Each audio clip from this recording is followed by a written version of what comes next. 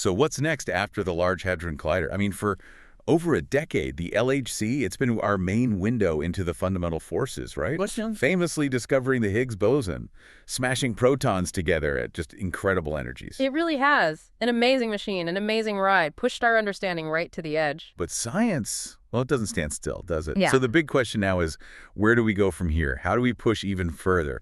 Probe deeper. That genuinely is the frontier question for the particle physics community. We've learned so much, but the standard model, it still leaves a lot of mysteries. Like what specifically? Oh, well, the nature of dark matter, dark energy, why the Higgs has the mass it does, why 3 generations of particles. The list, it really goes on. And to get answers, we need a new tool, something more powerful. Exactly, a new machine, something that can either take us to significantly higher energies or maybe give us much more precise views of the things we know, like the Higgs, or, ideally, both. Okay, and this is where we get into, well, one of those most ambitious ideas out there right now, maybe even audacious, the Muon Collider. Mm-hmm. A machine that, at least in theory, could give us the best of both worlds. The precision of fundamental particles colliding like electrons. Right, clean collisions. But combined with the kind of energy reach we've previously only gotten from hadron colliders like the LHC. That's the dream, precisely. Yeah. It's a concept that's actually been around for a while, but it's only relatively recently that the R&D has shown enough promise that, well, the international community is putting serious focus, serious resources behind it. And that's what we're diving into today. Our sources, they come directly from the people working on this, right? Mm-hmm. Technical reports, yeah. R&D plans. Yes, exactly. From the International Muon Collider Collaboration, the IMCC. Reflecting the very latest thinking, especially reports from around May 2025 or so. It's cutting-edge stuff. So our mission today, let's unpack this. We want to understand why. Why are physicists so excited about this, willing to tackle what sound like, frankly, enormous challenges? What physics questions are they hoping to answer? Mm-hmm. The physics case. Then the how. What are the actual, nuts and bolts engineering hurdles, the big technological leaps needed, and what's the plan to overcome them? The R&D roadmap, yeah. And finally, the who and when. The global collaboration, the timeline, which sounds like it stretches, well, pretty far into the future. Decades, certainly. It's a long game. It sounds technical, and I'm sure parts will be, but the goal isn't just a list of facts, right? The division. Why does a project like this, so long-term, so challenging, why does it matter? Well, fundamentally, it's about that human quest to understand reality at its deepest level, building the tools that could uncover, totally new particles, new forces, maybe even new principles that just change everything. So it's a journey into the future of discovery. And hopefully we can bring you, the listener, along with us. Absolutely. Let's get into it. Okay, let's start with the why then. What makes a muon collider so special? You said combining precision and energy. How does that work? Right. So maybe it helps to contrast it with what we have now or what's planned. First, hadron colliders, like the LHC. They collide protons. Right, which aren't fundamental particles. Exactly. They're composites, made of quarks and gluons held together by the strong force. So when you smash 2 protons, you're really colliding just 1 quark or gluon from each proton. Like 2 bags of marbles colliding, and you hope 2 specific marbles hit. That's a pretty good analogy, yeah. You get very high total energy in the bag, but the energy in the actual fundamental collision the marble on marble hit, well, it varies. It's unpredictable. And you get a lot of debris. Leftover bits from the bags. Which makes precision measurements harder. All that extra stuff flying around. Precisely. It's energetic but messy, high energy reach but lower precision for many types of measurements. Okay, that's hadron colliders. Mm-hmm. Then the other main type. Lepton colliders, usually electron-positron colliders. Electrons and positrons, they're fundamental particles, point-like. So no bags of marbles, just 2 marbles hitting. Exactly. When they collide, it's a very clean interaction. All the collision energy goes into that fundamental process.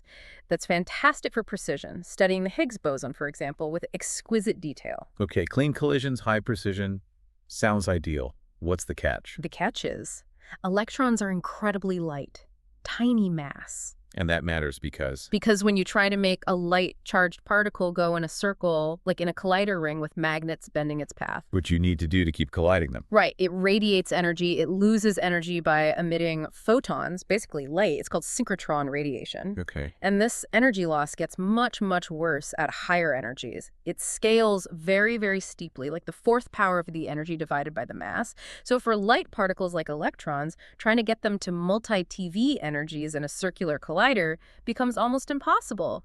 You'd need a ring the size of a planet, practically. Wow, okay. So how do you get high-energy electrons to collide then? You build a linear collider, a very long, straight machine, accelerate them in a line, collide them once, head-on, and that's it. They don't bend, so no synchrotron radiation problem. But colliding them only once, that must limit the number of collisions you get. It does. And building multi-Tay linear colliders is also incredibly expensive and technologically demanding. Very, very long tunnels, extremely precise alignment. Okay, so protons give you energy but are messy. Electrons give you precision but struggle with high energy in rings. Where do muons come in? Muons are the electron's heavier cousin. They're also fundamental particles, leptons, just like electrons. So colliding muons and anti-muons? That would also give you clean, precise collisions. Yes, that's the precision part. Point-like, fundamental particles colliding, all the energy available, beautifully clean events, relatively speaking. But the key difference is their mass. You said heavier cousin. Much heavier. About 200 times heavier than an electron. 200 times. Yeah. And that's the magic ingredient. That's the magic ingredient for energy in a ring, because synchrotron radiation loss goes down drastically with mass. Remember, mass is in the denominator of that scaling law. Ah, okay. Heavier particle, much less energy loss when you bend it. Vastly less. Orders and orders of magnitude less than an electron at the same energy. And that means you can potentially build a circular collider with muons, even at very high energies, like 10 TeV or more, without crippling energy loss. So you get the energy potential of a ring, being able to collide the beams over and over. High luminosity potential. Combined with the clean, precise collisions of fundamental leptons. That's it. High energy and high precision in one machine. That's the unique promise, the key differentiator. Okay, that core concept is clear now. Heavier lepton, less radiation, means high energy rings are feasible. So let's talk physics. What can you actually do with this combination? You mentioned energy frontier, precision frontier. What does, say, a 10 PV muon collider really open up? Well, first, just the raw energy for a lepton collider. 10 TeV, center of mass energy. This completely uncharted territory for clean, fundamental particle collisions. It's a new energy frontier. It allows you to directly produce potentially very heavy new particles, provided they interact with muons or the W and Z bosons, things like that. Directly making new stuff. Yeah. And the precision side, even at that high energy. Because the collisions are so clean, you can study known particles, especially the Higgs boson, with incredible precision, even far above its production threshold. The high energy also boosts the production rates for many standard model processes. You just make more of them, which helps precision measurements too. Let's zoom in on the Higgs. We found it at the LHC. We know future electron-positron machines are planned as Higgs factories for precision studies. How does a muon collider fit into that picture? Does it just do the same thing but maybe better or something different? It does both, really. It complements and significantly extends the Higgs program beyond what those lower energy E+E factories can do. So those future E+E machines, often planned around 250 GeV or maybe 350 GeV, they're fantastic for initial super precise measurements of how the Higgs couples to the Z boson, maybe the W, and some lighter fermions. Getting those baseline measurements pinned down. Right, setting the stage. A muon collider, especially one running at higher energies like 3 TeV or 10 TeV, can then push much further, particularly in probing the Higgs boson's interaction with its self-coupling. The Higgs self-coupling. Why is that so important? What does it tell us? It's absolutely fundamental. Think of the Higgs field giving mass to other particles. That happens because the Higgs field itself has a non-zero value everywhere in space, like it's settled at the bottom of a valley. The shape of that valley is determined by the Higgs potential. Okay, like an energy landscape. Exactly. And the Higgs self-coupling directly measures the shape of that potential, the curvature of the valley. Understanding that shape is crucial for understanding how electroweak symmetry breaking happened in the early universe, the very origin of mass. It tells us if the standard model picture is complete or if there's something more complex going on. So how do you measure that shape? How do you probe the self-coupling? The best way is to see how Higgs bosons interact with each other. Can you produce two Higgs bosons at the same time in one collision? That's di-Higgs production. Or even maybe three Higgs bosons tri-Higgs production. Making multiple Higgs bosons at once. That sounds incredibly rare. It is extremely rare at current energies, even at the LHC. It's one of the toughest measurements. But at a high-energy muon collider, say 10 TeV, the production rate for di-Higgs pairs becomes much, much higher, significantly higher than at the LHC or even future proton colliders. So the high energy and clean environment make it feasible. Feasible and potentially very precise. It gives us an unprecedented window into those self-interactions, allowing us to really map out that potential shape. That's a huge driver for a high-energy muon collider. What about measuring the couplings to other particles, like the W and Z bosons or bottom quarks and tau leptons? You said the E+E factories are good for that. They are, especially at lower energies. But the muon collider offers complementary measurements, often with potentially even better precision, especially at higher energy scales. We're talking potential percent-level determination of these key couplings. How is it complementary? Does it measure them differently? Yes, sometimes it uses different production mechanisms that are more dominant at high energy. Also, comparing measurements at different energy scales is itself a powerful test of the standard model. For example, E+E machines might measure the Higgs width indirectly using missing mass techniques in ZH production near threshold.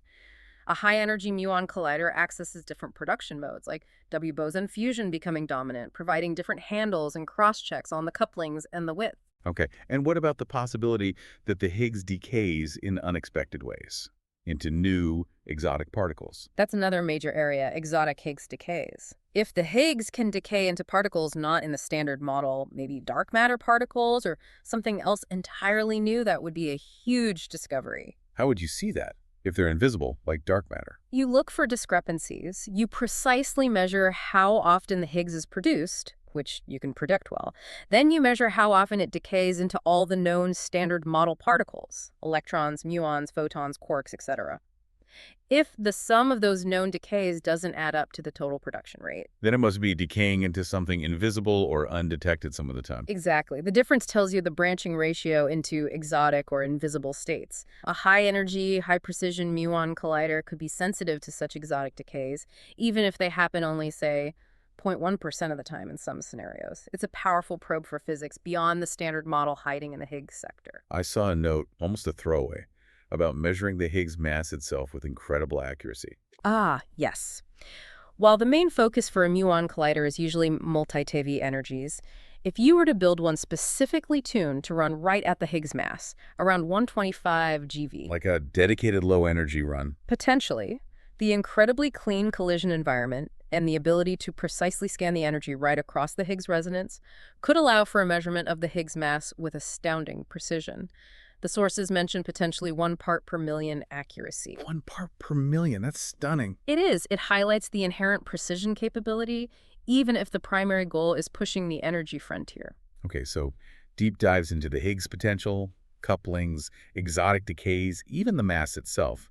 What else? You mentioned probing electroweak symmetry breaking more broadly. Right. The combination of the high energy reach and the precision allows us to really explore the transition between the broken symmetry state we live in today, where W and Z bosons have mass, and the unbroken symmetric state that likely existed at very high temperatures in the very early universe. How do you probe that transition? By precisely studying processes involving W and Z bosons at very high energies, looking for subtle deviations from standard model predictions that might hint at new physics involved in the symmetry breaking mechanism itself. Are there extra Higgs bosons involved? Is the Higgs actually composite? A multi-TeV muon collider is uniquely suited to explore scenarios related to extensions of the electroweak sector. Which brings us squarely to the search for entirely new physics, beyond the standard model BSM physics. Absolutely. This is arguably the biggest driver. A muon collider offers powerful potential here in two main ways: direct searches and indirect searches. Okay, direct searches first. That's just smashing things together hard enough to make new heavy particles. Pretty much, yeah. If new particles exist with masses in the multi-TeV range and they interact with muons or WZ bosons, a 10 TeV muon collider could produce them directly. You'd see them created in the collision, decaying into detectable particles. What kind of new particles are people hoping to find? Well, things predicted by various theories. For example, top partners, heavier cousins of the top quark, are predicted in some models where the Higgs boson isn't fundamental but is actually made of even smaller constituents, so-called composite Higgs models. Ah, so the Higgs itself might not be the end of the story. Exactly, and a 10 TeV muon collider could be particularly sensitive to these composite Higgs scenarios. The sources suggest it could potentially probe or exclude compositeness scales, denoted M, up to around 50 TeV. Wait, 50 TeV scale probe by a 10 TeV collider. How does that work? That sounds like more than just direct production. That touches on the indirect reach. You're right, direct production is limited by the collision energy, roughly up to 5 TeV for pair production at a 10 TeV collider. But the 50 TeV number relates more to how strongly you can constrain the idea of compositeness by looking for its subtle effects, even if you don't produce the heavy states directly. Okay, so let's talk about that indirect reach. This sounds really powerful. It is. This is where the precision of the muon collider really shines.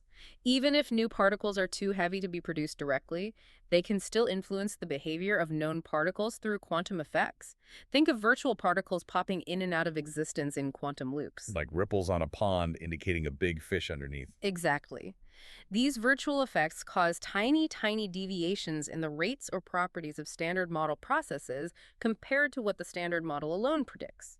Because a muon collider has such clean collisions and high statistics, it can measure these processes with extreme precision, making it incredibly sensitive to these subtle hints of new physics. So you could discover something even if it's way heavier than 10 TeV. Potentially, yes. The sources mention that a 10 TeV muon collider could have indirect sensitivity to new physics scales reaching up to 100 TeV, or maybe even higher in some scenarios, particularly if the new physics interacts strongly with the electroweak sector, WZ Higgs. It's much more than just a 10 TeV point-light collision machine. It's a precision probe of quantum effects from potentially much higher scales. That's a really important point. It broadens the discovery potential massively. Hugely. And it makes it sensitive to different kinds of new physics than, say, a proton collider might be, which often excels at producing strongly interacting particles. The muon collider is particularly good at probing new physics connected to the electroweak sector. Are there specific examples where this indirect reach is particularly relevant? Any current puzzles it could address? Yes, a prominent one is the muon G2 anomaly. Ah, the magnetic moment of the muon doesn't quite match the standard model prediction. Exactly. There's a persistent tension there. Many new physics models have been proposed to explain this discrepancy.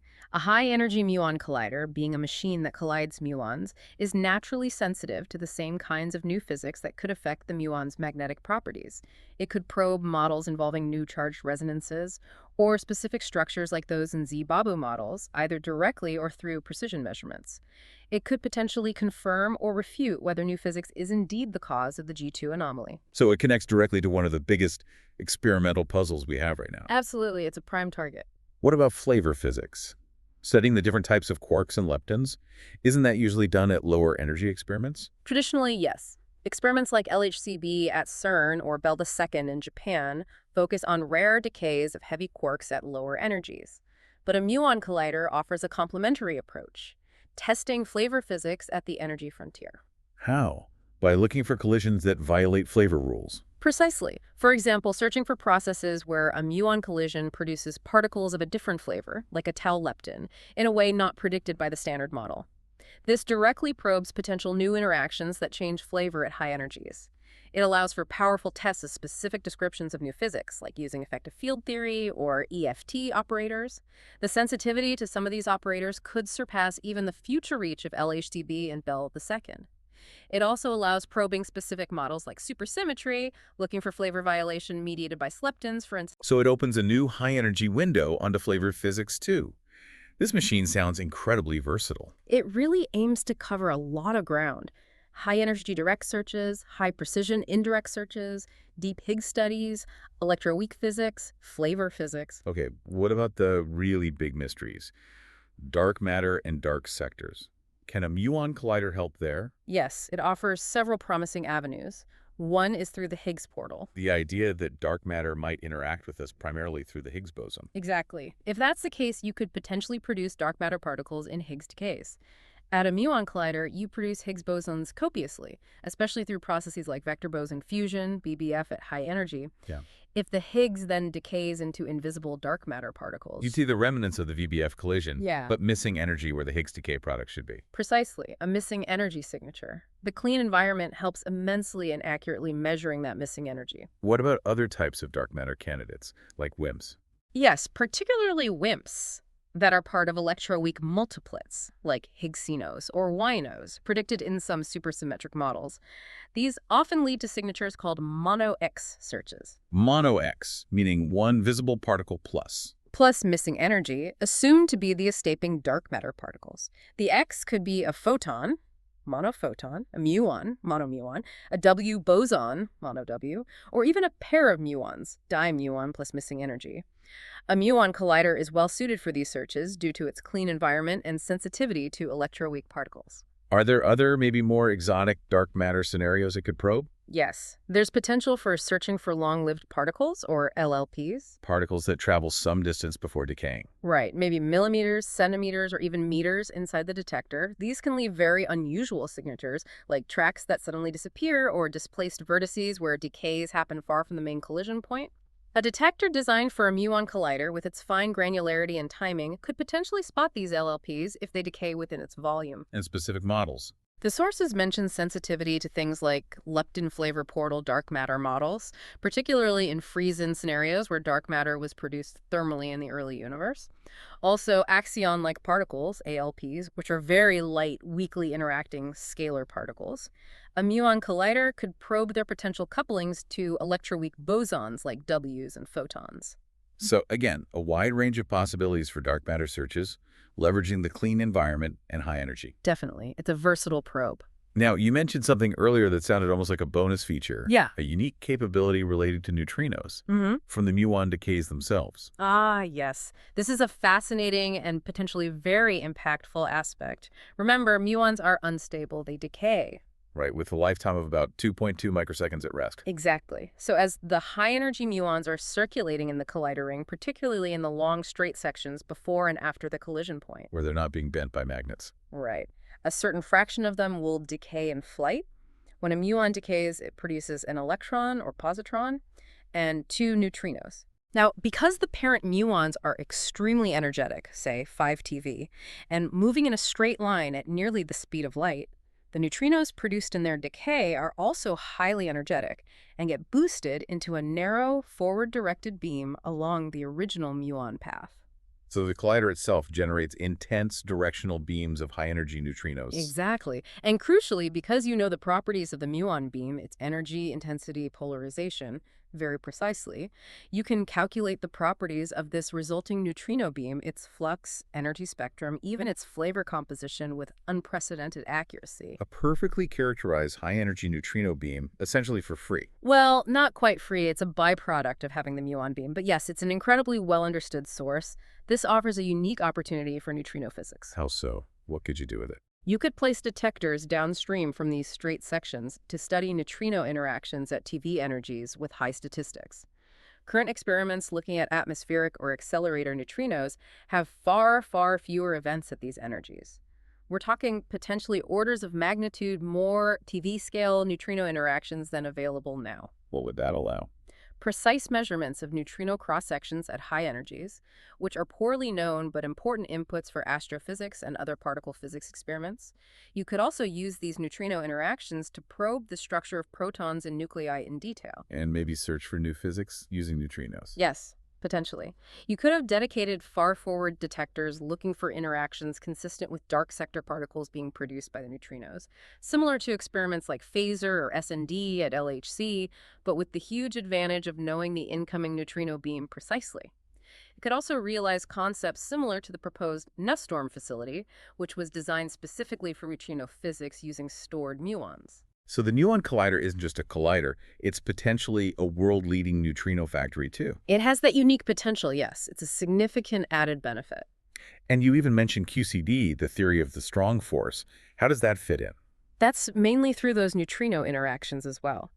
By studying how these high-energy neutrinos scatter off protons and nuclei in the forward detectors, you can precisely measure the distribution of quarks and gluons inside them, their Parton distribution functions, or PDFs. And knowing PDFs better helps other experiments. Absolutely.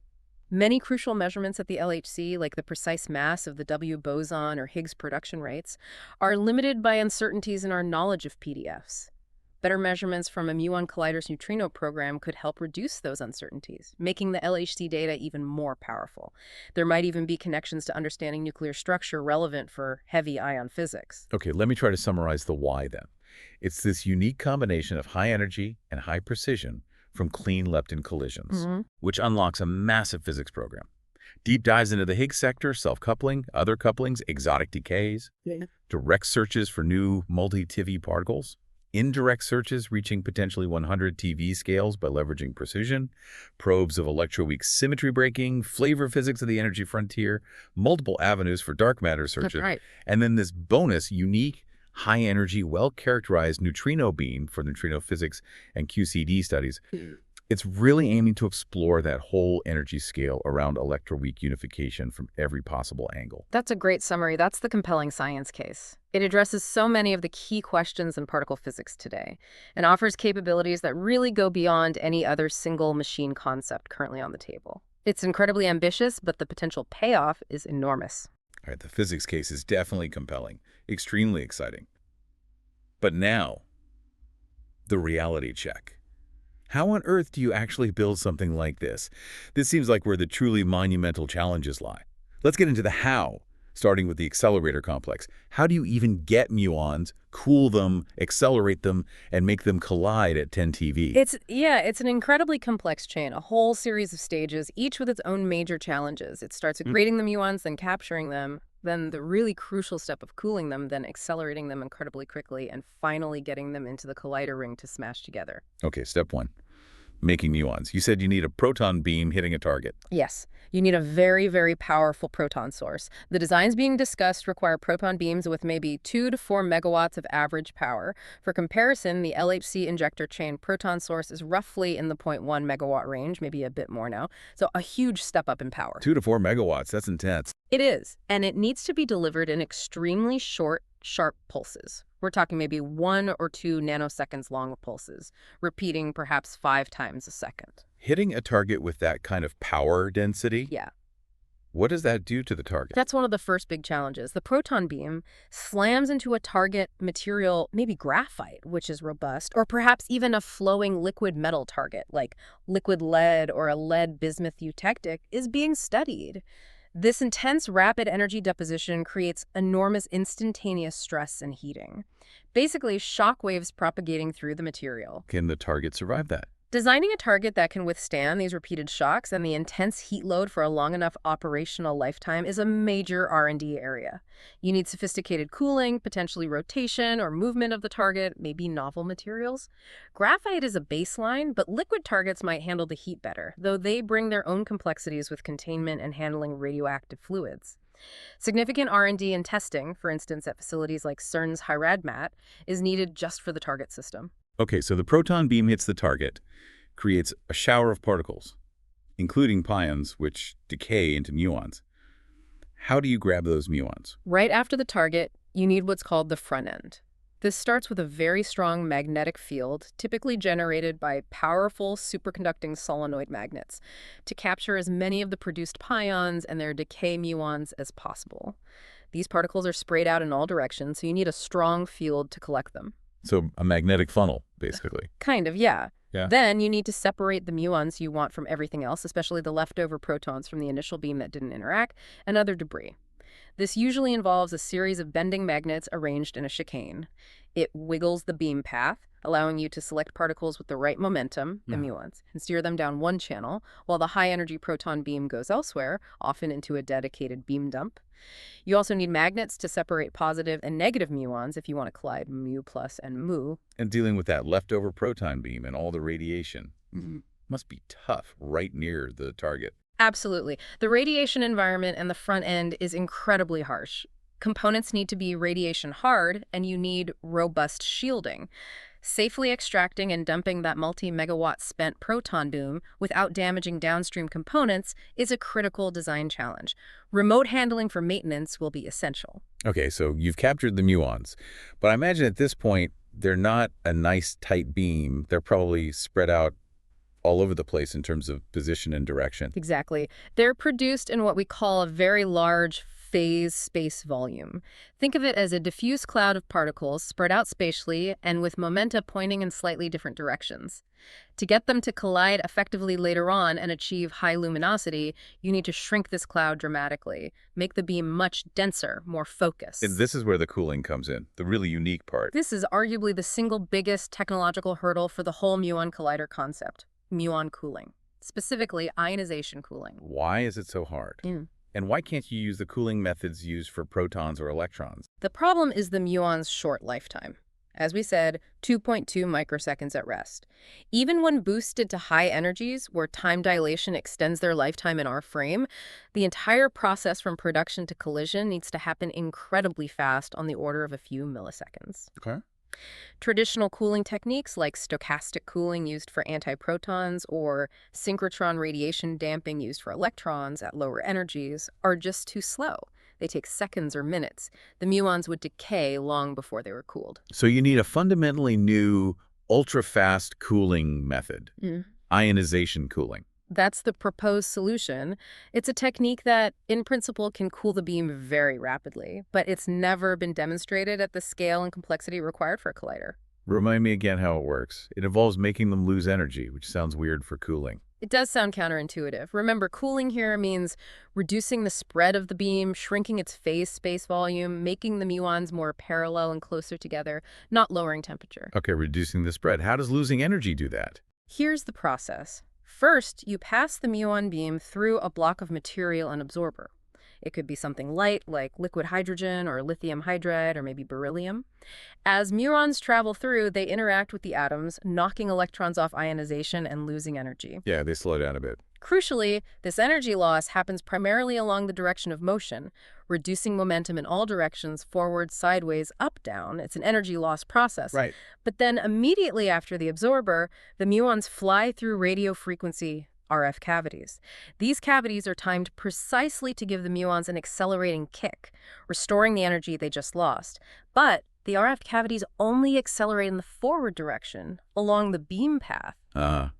So you lose momentum in all directions in the absorber, but only gain it back in the forward direction from the RF. Exactly. So the longitudinal momentum along the beam is brought back up, but the transverse momentum, perpendicular to the beam, has been reduced and not restored.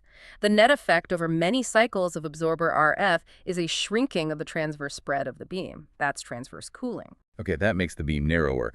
What about the spread in energy itself, or the timing spread? Longitudinal cooling. That requires an extra trick. You need to somehow make the higher energy muons lose more energy in the absorber than the lower energy ones. You can do this by introducing bending magnets, dipoles, within the cooling channel. How do magnets help? The magnets create dispersion. They bend the paths of muons depending on their energy. Higher energy muons bend less, lower energy muons bend more. So energy gets correlated with position across the beam. Okay, different energies go to different places. Then you place a wedge-shaped absorber in the path. You arrange it so that the higher energy muons, which are now spatially separated, pass through the thicker part of the wedge. So they lose more energy. Precisely. Lower energy muons pass through the thinner part, losing less energy. This selectively reduces the energy of the high energy particles more than the low energy ones, shrinking the overall energy spread. This is often done by cleverly exchanging some transverse spread for longitudinal spread, and then cooling transversely again. It's called emittance exchange.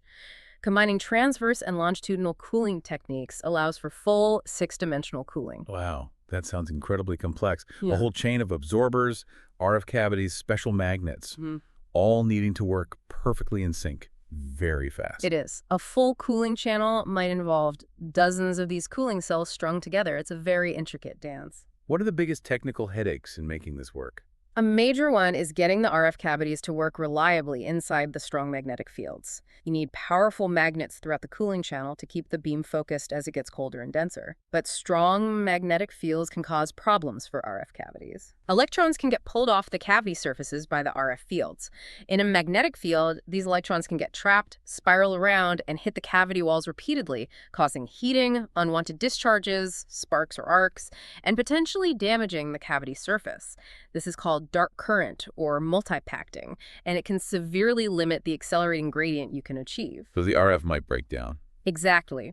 So a lot of R&D is focused on developing high gradient RF cavities that can operate stably in multi-Tesla magnetic fields. This might involve using different cavity materials like beryllium instead of copper, filling the cavities with pressurized gas to suppress electron emission, operating them at very cold cryogenic temperatures, or developing entirely new cavity designs. Getting high gradients reliably is absolutely critical for fast cooling. What about the absorbers? They also pose challenges. If you use liquid hydrogen, you need complex cryogenic systems and very thin, strong radiation-hard windows to contain it, while letting the muons pass through with minimal scattering. Just handling liquid hydrogen safely is complex. Other materials have issues with heat deposition or scattering. Optimizing the absorber material and design is key. Has this kind of complex 6D ionization cooling channel ever been built and tested? Not to the extent needed for a muon collider. There was an international experiment called MAE, Muon Ionization Cooling Experiment, at Rutherford Appleton Laboratory in the UK, which successfully demonstrated the principle of ionization cooling in one dimension, transverse, and measured the emittance reduction. That was a crucial proof of principle. But not the full 6D system needed. No. MAC was a vital step, but demonstrating the full, complex chain of cells needed for the enormous cooling factor required by a muon collider cooling the beam volume by a factor of 1,000,000 or more, that's the next big step. And that's why a dedicated ionization cooling demonstrator facility is seen as absolutely essential in the R&D plan. An entire facility just to prove the cooling works? That really underscores its importance and difficulty. It does. The sources are very clear. Building and successfully operating this demonstrator is a top priority for the next decade or so. It's considered a prerequisite for confidence in the whole muon collider concept, particularly for achieving the target luminosity. And the US community wants to host this at Fermilab. Yes, there's a strong push for that. It aligns with the strategic recommendations from the recent P5 report in the US, which highlighted muon collider R&D. Hosting the demonstrator would be a major U.S. contribution and leverage Fermilab's Accelerator expertise. This demonstrator would need to integrate all the key components: the high-field superconducting magnets, likely high-temperature superconductors, HTS, specialized RF cavities and their power sources, the absorbers, sophisticated beam diagnostics to measure the cooling effect precisely, and put it all together in functional cooling sections to test with an actual muon beam. It's about proving the whole system works together reliably. Okay, let's assume, optimistically, that the R&D is successful and the cooling demonstrator works beautifully in the 2030s. You now have a cold, dense beam of muons. But they're still at relatively low energy, right? How do you get them up to 10 TeV before they decay? You need incredibly rapid acceleration. The lifetime constraint is still there. The currently favored approach is a chain of synchrotrons, but not conventional ones. They have to be rapid cycling synchrotrons, or RCSs. Rapid cycling, meaning the magnets ramp up really fast. Extremely fast. You inject the cooled muons into the first, smallest RCS ring. The magnets ramp up, accelerating the muons. Then, just before the magnets reach their peak field, or maybe just after, you quickly extract the beam and inject it into the next, larger RCS ring. That ring's magnets ramp up even faster and to a higher energy, and so on. A whole sequence of rings, maybe 4 or 5 of them, taking the muons from perhaps a few GeV up to the final 5 TeV per beam for a 10 TeV collision energy. How fast do these magnets need to ramp? The ramp rates needed are unprecedented for machines of this size and energy. We're talking about changing the magnetic field by kilotesla per second, KTs. This requires very special magnet designs and extremely powerful, fast-pulsing power supplies. What kind of magnets can do that? The concept being explored is a hybrid magnet system. You might have a main dipole field provided by steady-state superconducting magnets, which are efficient but slow to ramp. Then superimposed on that, you have fast-pulsing, normal-conducting magnets, or maybe even superconducting ones designed for fast ramping, that provide the rapid change in field needed for acceleration. Designing magnets that can handle the forces and energy deposition from such rapid cycling is a major R&D effort. And you need RF cavities in these rings, too, to provide the acceleration. Yes, and lots of them, distributed around the rings. You need to provide a huge amount of energy gain in each turn to keep up with the rapidly increasing magnetic field and accelerate the muons before they decay significantly. The total acceleration time through the entire RCS chain has to be just a few milliseconds. What are the big challenges in the RCS chain, besides the fast-ramping magnets? One major issue is beam loading in the RF cavities. You have these very intense, short bunches of muons passing through. Each bunch extracts a significant amount of energy from the cavity as it goes through. This causes the voltage in the cavity to drop noticeably before the next bunch arrives, if there are multiple bunches, or on the next turn. Maintaining stable acceleration with this strong, transient beam loading is very difficult. How to deal with that? You need sophisticated control systems, maybe very strong RF feedback loops, or techniques like detuning the cavities significantly, or using feed-forward systems to anticipate the loading. It requires powerful RF amplifiers like klystrons and careful system design. Other challenges include managing collective effects, how the intense beam interacts with itself, and the surrounding vacuum chamber walls, which can cause instabilities. And even beam-beam effects if the counter-rotating beams interact within the RCSs, though that might be less severe than in the final collider ring. The sheer scale and speed of everything is the main challenge. Okay, so after this frantic journey through the RCS chain, the muons finally reach their target energy 5 TeV each for 10 TeV collisions.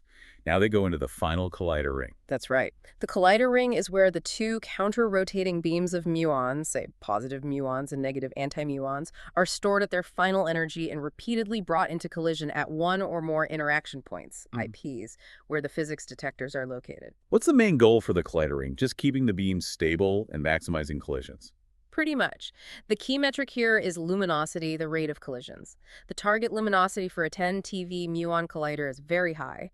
The sources mention numbers like 2 by 135 centimeters, 2s1, that's particles per square centimeter per second.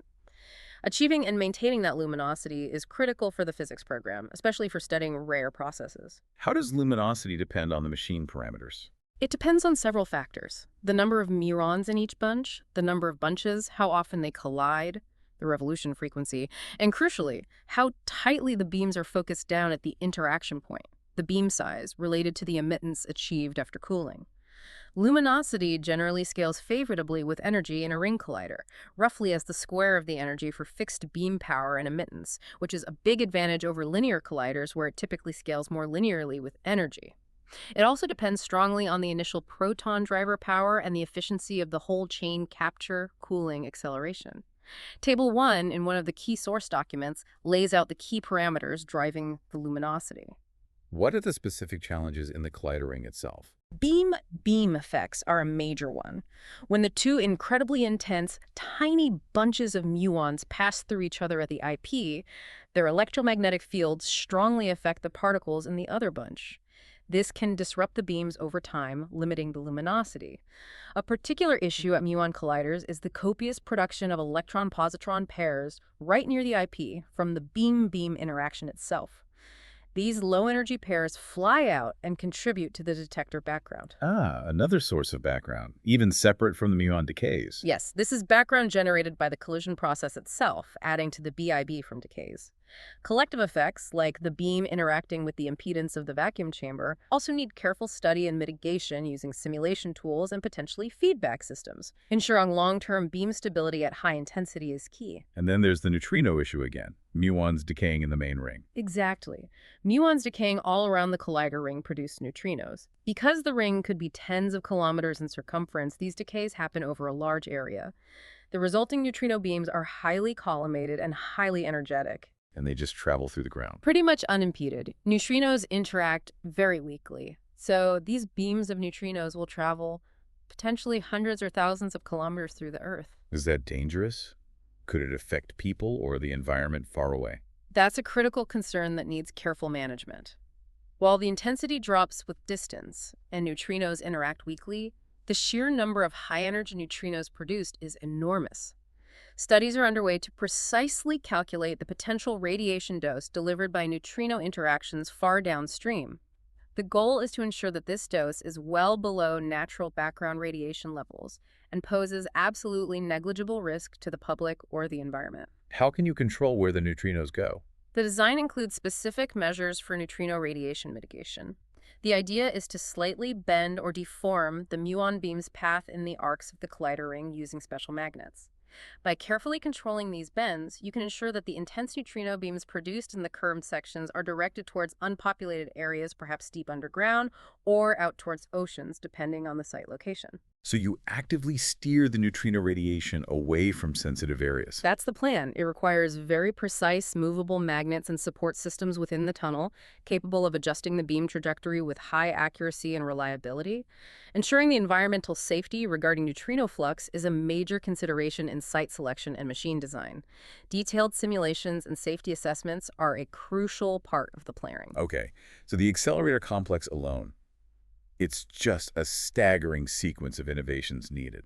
High-power proton driver, robust target, efficient front-end capture, revolutionary ionization cooling, ultra-fast rapid cycling synchrotrons with novel magnets and RF, and a high-luminosity collider ring managing beam effects and neutrino radiation. You've got it. Each step requires pushing the state-of-the-art, often significantly. It's a massive R&D undertaking just on the accelerator side. Which brings us to the detectors.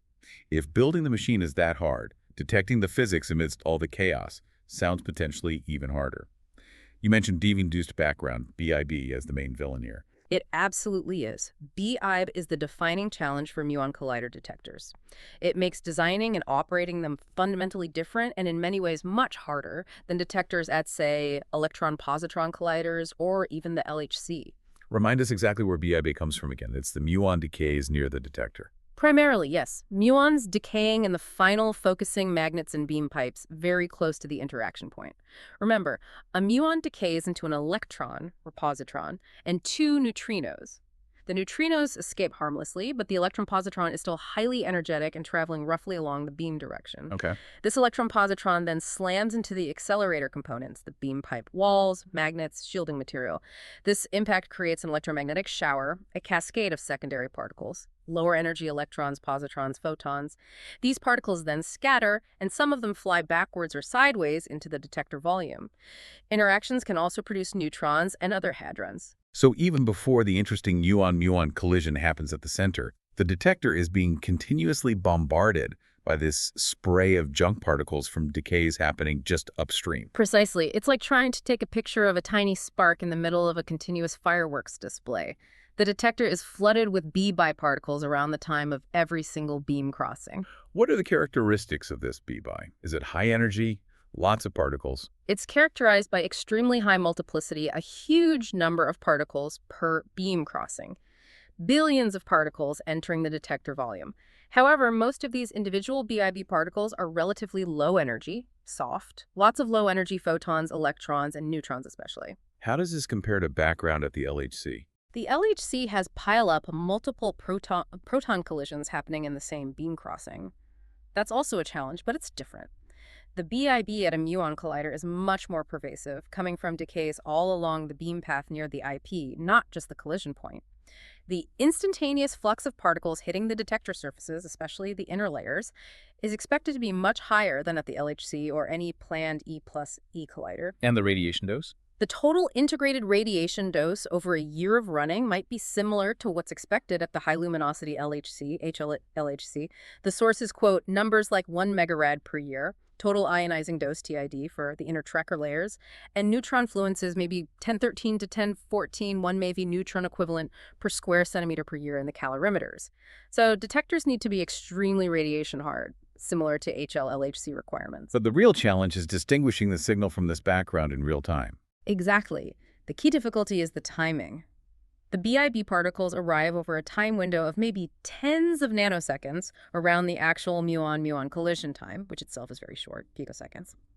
The physics signal particles, coming from the primary collision vertex, all originate from essentially the same point in space and the same instant in time. So if your detector can measure the arrival time of every single hit very precisely, then you can potentially filter out the BIB. If a hit arrives too early or too late compared to the expected collision time, you can discard it. If a track doesn't point back to the interaction point, you can discard it. This makes precision timing absolutely crucial. It's not just helpful, it's essential for survival. How precise does the timing need to be? We're talking picosecond level precision. For the inner tracking layers, the goal is something like 30 picoseconds. PS, or even better. Further out, maybe 50, 100 Ps, this is extremely challenging, especially combined with the need for high spatial resolution and radiation hardness. Okay, so the detectors need 1. Incredible granularity and spatial resolution to handle the high density of hits. 2.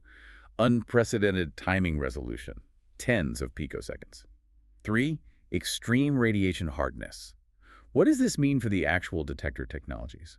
Let's start with the tracker, closest to the beam. The tracking detector is definitely the most technologically demanding part. Highest radiation, highest beam density. It absolutely needs that superb timing. What sensors can possibly do that? The main candidates being heavily researched are advanced silicon sensors. One promising technology is low-gain avalanche detectors, or LGADs. These have a thin layer inside that provides internal signal amplification, which helps achieve good timing. But LGADs have issues. Traditional LGADs have some drawbacks. They have inactive regions between pixels, lower fill factor, and their gain can degrade significantly with radiation damage. So there's intense R&D to improve them, making them more radiation hard, 4G by adding carbon to the silicon or optimizing the doping, and developing new designs like resistive silicon detectors, RSDs, or AC LGADs that aim for 100% fill factor while maintaining the fast timing.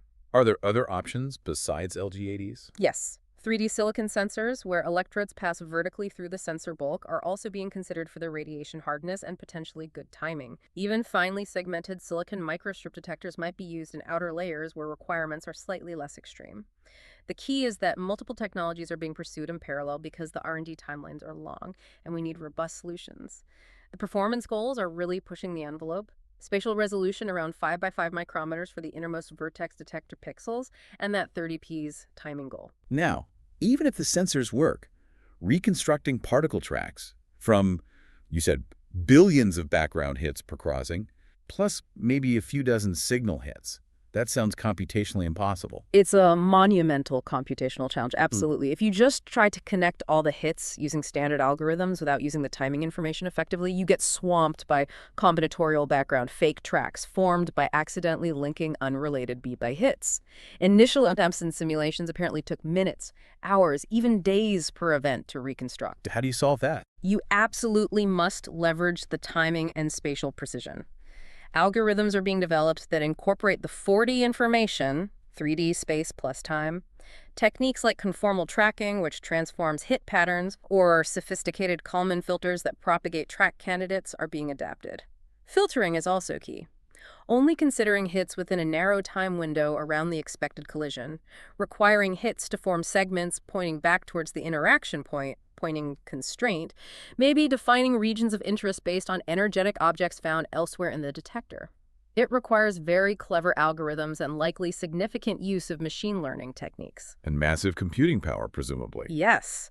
Both for developing and running these algorithms, high-performance computing, HPC resources, potentially including GPUs and other accelerators, will be essential. Just processing the sheer volume of data from billions of hits per event is a challenge. Okay, that's the tracker. What about the calorimeters, measuring energy? They sit outside the tracker. Calorimeters, both electromagnetic, ECL, for electrons, photons, and hadronic, HCl. For hadrons like pions, protons, also face a harsh B-vibe environment, though different from the tracker.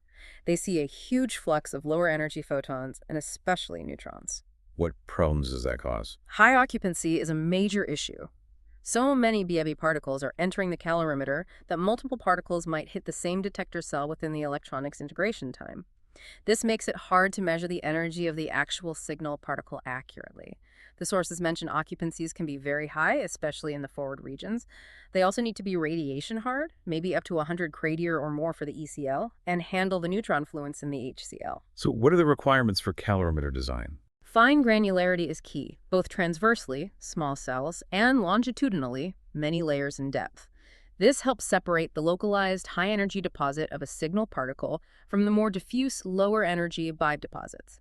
Good energy resolution is still needed, of course, maybe aiming for something like 10% divided by the square root of energy for the ECal, Excellent timing capability in the calorimeter, perhaps 5100 Ps, would also help reject out-of-time B-Bi energy deposits. What technologies are likely? Given the need to integrate them around a large superconducting solenoid magnet for the tracker, sampling calorimeters are considered the most likely approach. These alternate layers of dense passive absorber material, like tungsten or lead for ECOL, steel or copper for HCl, with layers of active sensor material. What kind of active sensors? Plastic scintillators read out by silicon photomultipliers, SEPI-Ms, are a strong candidate. Silicon pads are another option. Even gaseous detectors might be considered for parts of the HCl.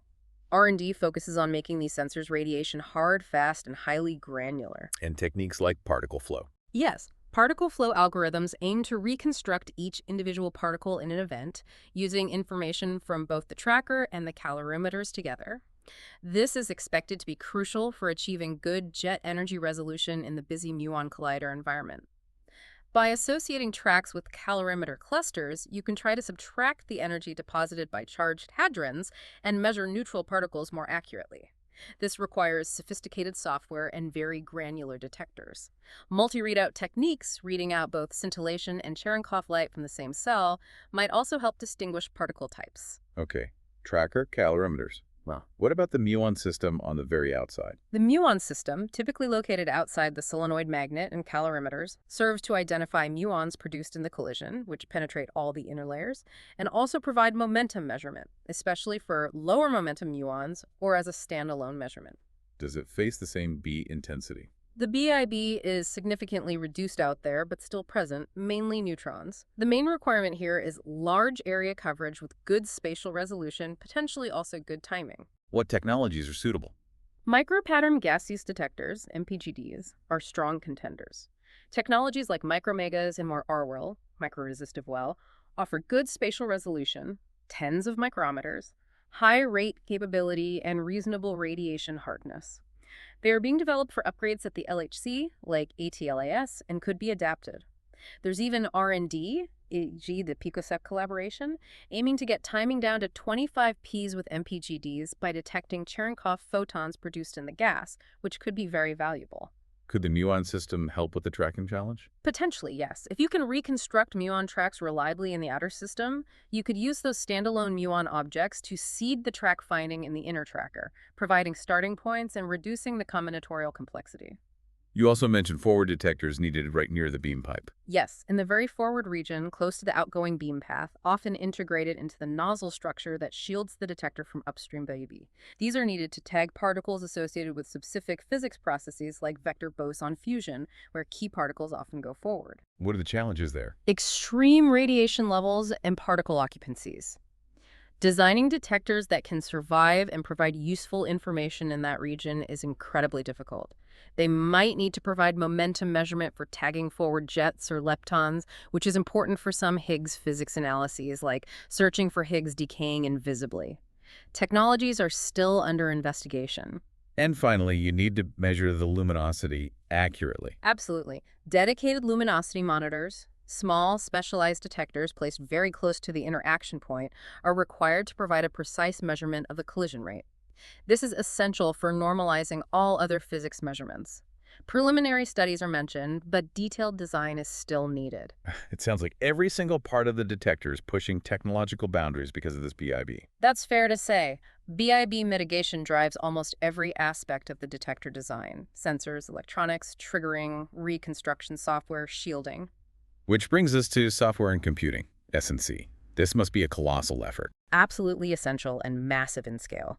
S&C is needed right from the start for detector design and optimization through simulation. Then for developing the complex reconstruction algorithms we talked about, especially 4D tracking and particle flow and high BB. And finally, for handling and analyzing the vast amounts of data the experiments will produce. Is there coordination on this front? Yes. The sources emphasize the importance of international coordination. There's an active software task force within the IMCC. Physicists in the US have a strong history of leading HEP software efforts and are heavily involved. There's a push to collaborate early with broader community initiatives like Q4HEP, which aims to develop common software tools and frameworks for future colliders. Adopting standard data formats like EDM4HEP is also part of this to ensure interoperability and reduce duplicated effort. What are the key S&C R&D priorities specifically for the Muon Collider? Developing those robust 4D tracking algorithms that can handle the BIB is probably priority number one. Advancing particle flow reconstruction tailored to the Muon Collider environment is another, and adapting all of this to run efficiently on modern computing architectures. Like GPUs and heterogeneous systems. Exactly. The trend in scientific computing is away from traditional CPU-only systems. Muon Collider software needs to be designed from the ground up, or at least significantly adapted, to leverage GPUs and other accelerators effectively. This requires expertise in parallel programming, potentially exploring machine learning models that run well on these architectures.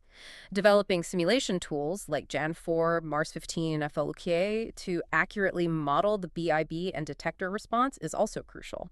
Lessons learned from related projects like FAST simulations at ALFAST 3 or Detector R&D challenges, Calo Challenge Smart Pixels, are being incorporated. So the detector system is a true grand challenge, intimately linked with cutting-edge software and computing development, all driven by the need to see the physics amidst the storm of beam-induced background. That captures it perfectly.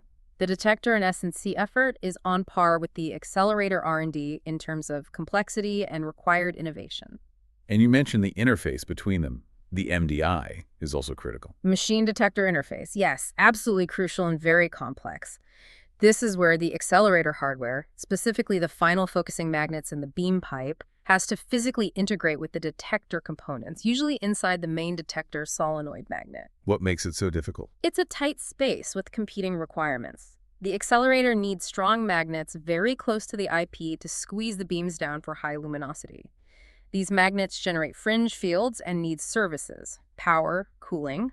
The detector needs space for its inner tracking layers and wants minimal material near the IP to avoid scattering particles. You also need heavy shielding, often in a conical nozzle shape, extending from the accelerator into the detector region to block as much BIB coming from upstream decays as possible. So it's a complex mechanical and magnetic integration puzzle. Exactly. Designing the central beam chamber, the nozzle shielding, integrating the final focus magnets, ensuring stability and alignment, managing heat loads and radiation damage in this region. It all requires very detailed engineering studies, closely coupled with simulations of both the accelerator optics and the detector background. Demonstrating the technical feasibility of a workable MDI solution is a key part of the overall R&D program. It's truly where the machine and detector meet and has to work seamlessly. Okay, so we've covered the physics potential, why, and the immense challenges in both the accelerator and detector systems. Let's bring it back to the overarching R&D effort. What are the absolute key technological hurdles that need dedicated programs? Where is the rubber really meeting the road? The sources lay out several critical R&D programs targeting the highest risk areas. Magnet development is definitely one of the biggest. Magnets for both the accelerator and the cooling channel. Yes. High-field magnets are needed everywhere. A major focus is on high-temperature superconductors, HTS. For the target and front-end capture system, you need very high-field solenoids, maybe 20 Tesla or more, operating reliably in a high-radiation environment. There are synergies here with fusion energy research, which also needs powerful HTS magnets. For the cooling channel, you need thousands of relatively compact high-field solenoids. Because you need so many, cost is a huge factor. So R&D aims for high current density HTS cables and compact winding techniques to minimize the amount of expensive HTS material used per magnet. And for the collider ring itself, you need thousands of high-field dipole magnets, maybe 1016 Tesla, possibly using HTS as well, potentially in novel configurations to handle the muon decay heat load, plus specialized magnets for the interaction region. What are the big challenges in magnet R&D, besides just reaching high fields? Cost is a huge driver, as mentioned. Quench protection is critical. Superconductors can suddenly lose their superconducting state, quench, releasing huge amounts of stored magnetic energy very quickly. Managing this safely in large, high-field HTS magnets is complex due to the high energy density and how heat propagates in HTS materials. Radiation damage is another major concern. The superconducting materials themselves, and especially the electrical insulation, can degrade over time in the collider's radiation environment. Developing radiation-hard magnets is essential. Are there specific magnet R&D milestones? Yes, the roadmap includes building and testing model magnets. For instance, a 20T HTS solenoid model coil for the target region, a 10T HTS dipole model, MBHTS, and a wider aperture HTS dipole, MBHTSY, suitable for the collider ring arc. These are multi-year efforts requiring significant resources, personnel, and materials, and specialized test facilities capable of handling high fields, variable temperatures, high currents, and having advanced manufacturing capabilities. Material science studies on the HTS tapes themselves, understanding their mechanical properties under stress, are also crucial. Okay, magnets are huge. What's another critical R&D area? RF systems. Absolutely. Radio frequency systems are vital for both cooling and acceleration. For the ionization cooling channel, we already discussed the need for high-gradient, normal-conducting RF cavities that can operate reliably in strong magnetic fields without breakdown. Developing and testing these cavities is a primary goal, possibly needing dedicated test stands. You also need very high-power RF sources for these cavities. The cooling channel requires pulsed power, maybe over 20 megawatts per cavity, likely from specialized klystrons. The sources mention needing new klystron development, aiming for high efficiency, like over 80%, to manage power consumption. And RF for the rapid cycling synchrotrons. Yes, that has its own challenges. We mentioned the transient beam loading from the intense single bunches. Finding robust solutions, whether it's stronger cavity detuning, better feedback systems, perhaps novel cavity designs, is critical. Also, simply integrating the vast amount of RF equipment, cavities, klystrons, power supplies, cooling, needed for rapid acceleration into the RCS tunnels efficiently is a logistical and engineering challenge, especially since it needs to be distributed all along the rings. There's also ongoing work to optimize the design, maybe using superconducting RF SRF in some parts to reduce the number of cavities and cryogenic power needs, but SRF has its own sensitivities. Okay, magnets and RF. What about power systems for those fast-ramping magnets? Power converters for the RCSs are a major item. Achieving those kilotesla per second ramp rates requires enormous, rapidly changing currents. A novel approach being considered is to distribute the power conversion electronics along the accelerator tunnel, interleaved with the magnet coils themselves, maybe in modular P-cells. Instead of one big power supply. Right. This could offer advantages in terms of voltage management and potentially efficiency, using resonant circuits that store and release energy cyclically. But designing and optimizing such a distributed, high-power, fast-pulsing system, including the massive amount of cabling needed, minimizing power consumption, both capital and operational costs, CapEx plus OpEx, and integrating it reliably is a significant R&D task. We talked about the target challenge earlier. What about the absorbers needed for cooling? Targets and absorbers are another key R&D area. For the proton target, demonstrating the survivability of a chosen design, like graphite, under beam conditions similar to the final facility is a key goal for the first 5 years, potentially using test beams. Assessing the feasibility of liquid metal targets is also ongoing. For the cooling channel absorbers, the R&D focuses on optimizing the materials, liquid hydrogen, lithium hydride, beryllium are candidates, and their containment. Especially challenging are the thin windows needed to separate the absorber material from the vacuum or RF cavities. These windows need to be strong, radiation hard, and introduce minimal scattering to the muon beam. Developing techniques to manufacture, handle, and join these very thin windows, maybe silicone-based membranes, is critical. And absorbers are needed elsewhere, too, like in the collider ring for decay products. Yes, managing the heat load from muon decays in the collider ring magnets is crucial. Muon decays deposit energy directly into the superconducting magnet coils and the surrounding structures. This heat needs to be efficiently removed by the cryogenic system, likely liquid helium at around 4 Kelvin. There's a limit to how much heat can be tolerated, maybe 5 or 10 watts per meter of magnet length. So you need shielding inside the magnet. Exactly. Tungsten or other dense materials are used as shielding liners inside the beam pipe to absorb as much decay energy as possible before it reaches the sensitive magnet coils. But the shielding takes up valuable space needed for the beam, so there's a trade-off between shielding thickness, which reduces heat load, and magnet aperture, which affects beam dynamics. Optimizing this shielding and the associated cooling systems, water, CO2, helium cooling channels integrated into the magnet structure, requires detailed thermal and engineering studies. What about measuring the beam itself? Beam instrumentation. Beam instrumentation and diagnostics are essential for commissioning and operating any accelerator, but the sources note this hasn't been examined in huge detail yet, specifically for the Muon Collider's unique challenges. You need diagnostics for beam intensity, position, size, emittance, energy spread, bunch length, all along the chain from the proton driver to the final collisions. Are existing techniques sufficient? Some existing techniques, like secondary emission monitors, SEM-grids, used at CERN, might be adaptable, but specific challenges exist. For instance, needing very precise measurements of beam properties in the transport lines between cooling sections, or developing profile monitors that can survive inside the cooling cells with minimal material budget, maybe using silicon pixel detectors. Integrating diagnostics near the interaction point, like the luminosity monitors, within the complex MDI region is also challenging. More detailed R&D is needed here. So to recap the key R&D, HDS magnets, high field cost, quench protection, radiation hardness, RF systems, high gradient and B field, high power sources, beam loading, power converters, fast pulsing, distributed systems, targets and absorbers, survivability, heat load, thin windows, ring heat management, and beam instrumentation. Plus the detector R&D and MDI integration we already covered. It's a broad front. It truly is. Success requires coordinated progress across all these highly challenging areas. Okay, let's turn to the who and when, again, focusing on the collaboration and timeline.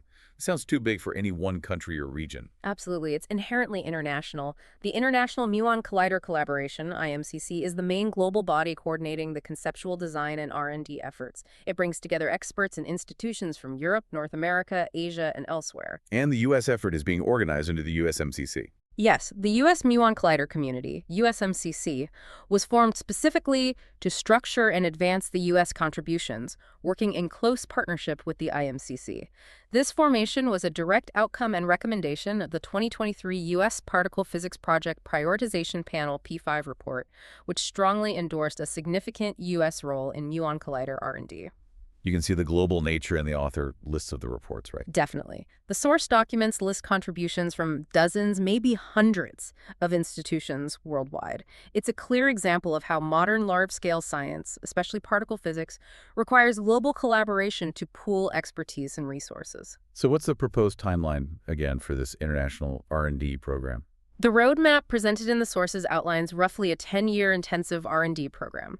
This decade is laser-focused on tackling those key technological risks we just discussed and demonstrating feasibility, particularly through the cooling demonstrator. And this assumes adequate funding. You mentioned some numbers earlier. Yes, the R&D phase itself requires substantial investment. The estimates mentioned are around 300 million Swiss francs, roughly equivalent to USD or euros these days, for the Accelerator R&D material costs, plus about 1,800 person-years, full-time equivalent, FTE, of effort. For the detector R&D, it's maybe 20 MCHF in materials and 900 FTE. These are significant sums needed just to get to a point where a technical design could be started. How is that effort being shared? The sources indicate that Europe, primarily through CERN and national labs universities coordinated by the IMCC, has already been investing significantly and is contributing maybe around 50% of the required resources to stay on this timeline.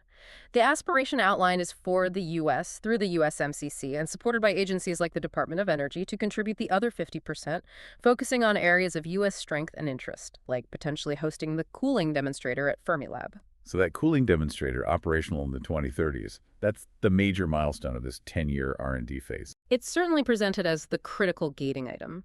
Success there would build confidence that the luminosity goals are achievable. The U.S. proposal to host it is being developed, and the USMCC is defining the work packages and contributions needed. This will all be subject to review processes within the U.S. funding agencies, as recommended by P5. Establishing Fermilab as a central hub for these U.S. R&D efforts is part of this long-term vision. Okay, assuming the 10-year R&D phase is successful, demonstrator works, Yep. other R&D progresses, what's the path forward then? If the R&D proves successful and funding continues, the next phase would be developing a detailed technical design report, TDR, for the full collider facility. This engineering design phase could take roughly another decade. So we're looking at potentially 20 years from now to reach technical design readiness. 20 years of R&D and design before you can even start building. That's the kind of timescale these large, complex projects operate on. If technical readiness is achieved, say, in the early 2040s, that could pave the way for a decision to construct the collider, with construction potentially starting in the mid-2040s. And construction itself would take how long? For a machine of this scale, construction would likely take at least a decade, maybe 10, 15 years. So first collisions might be possible sometime in the late 2050s or 2060s under such a scenario. It's truly a multi-generational undertaking. You mentioned a staged approach earlier. Could that speed things up or make it more feasible? That's definitely being discussed as a strategic option. Instead of aiming directly for 10 TeV, perhaps build a first stage at a lower energy, maybe 3 TeV. Why would that help? A 3 TeV machine would still offer groundbreaking physics, especially for Higgs self-coupling studies. It would be technologically less demanding than 10 TeV in some aspects. Example, magnet fields, RF power. This might allow construction to start sooner, perhaps making the initial funding requests seem less daunting. It could potentially allow compromises on some of the highest-risk technologies that might take longer to fully mature for 10 TeV. You could potentially get physics results sooner, maybe targeting completion around 2045 for a 3 TeV stage, and then plan for an upgrade to higher energy later. It's a way to manage risk and potentially accelerate the start of the physics program. So the timeline is undeniably long, measured in decades, critically dependent on sustained funding and R&D success across many challenging fronts, and relies completely on robust international collaboration. That's the landscape. It requires a long-term vision and commitment from the global scientific community and funding agencies. Let's shift perspective slightly. Beyond the physics and technology, what about the broader context? Is a project this huge sustainable? And does the R&D benefit other fields? Let's touch on sustainability and synergies. Both are important considerations, and the sources do address them. On sustainability, the argument made is that conceptually, a muon collider might actually be a more resource-efficient path to the multi-TeV energy frontier compared to some other potential collider concepts. More efficient. No. It sounds like it uses a lot of power for cooling and acceleration. It does use significant power, but the comparison point is often a hadron collider needed to reach the same fundamental interaction energy, or a multi-TeV electron collider. Because muons are fundamental, all 10 TeV of collision energy is available for the interaction. To get a similar effective energy from proton collisions, where only constituents collide, you might need a proton collider with a much higher total energy, say 100 TeV. That machine would likely be physically larger and consume more total power. Comparing effective energy reach for the power input. Exactly. Also, compared to a hypothetical multi-TeV electron collider ring, if one could be built, the muon collider's dramatically lower synchrotron radiation losses mean the ring could be much smaller, requiring less tunneling, fewer magnets, etc., for the same energy. The sources suggest a 10 TeV muon collider might need roughly half the tunnel length of some alternatives. But it's still a massive energy consumer, right? Oh, absolutely. Any facility operating at the scale will have a significant energy footprint. The documents acknowledge this. Sustainability will have to be designed in from the start, thinking about energy recovery systems. Can you reuse energy from decelerating beams? Efficient power distribution, responsible water sourcing and treatment, minimizing waste. If built at an existing lab like CERN, it would leverage ongoing efforts in sustainable operation developed for the LHC and future projects like FCCE. But ultimately, the biggest factor for environmental impact is the carbon intensity of the electricity grid powering the facility. A machine run on clean energy is far more sustainable. So maybe relatively efficient for the physics reach, but still requiring careful design and clean power sources. That seems to be the assessment. It's not inherently green, but potentially a more efficient path to the highest energies than some alternatives. What about synergies? Does the technology developed for this help other areas? Yes, significantly. The R&D path is seen as highly synergistic, not just within particle physics, for example, detector tech useful for E+E colliders too, but also with broader science and industry.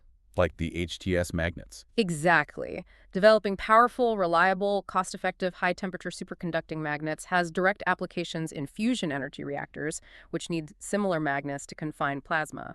Advances in cryogenics could benefit medical imaging, MRI, or other scientific instruments. The challenges in handling high-power RF in magnetic fields also have relevance for fusion. And the detectors in computing.